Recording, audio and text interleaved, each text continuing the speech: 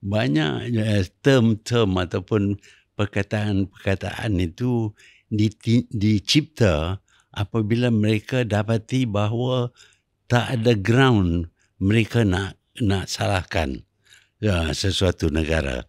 Apabila dilihat Malaysia ini maju, mereka cari jalan untuk memburukkan Malaysia.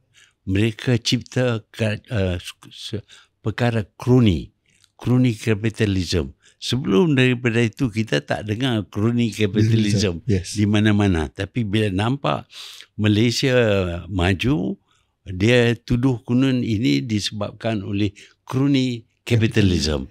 Jadi siapa juga yang kita bagi, itu kalau dia berjaya, dia dapat, itu crony lah.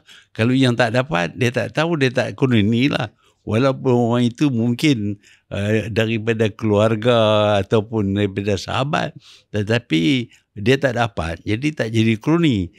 Yang dapat ni semua crony. Tak bagi kepada orang ini, bagi kepada orang lain pun crony juga. Bagi kepada orang yang dia komplain pun, orang itu pun jadi crony.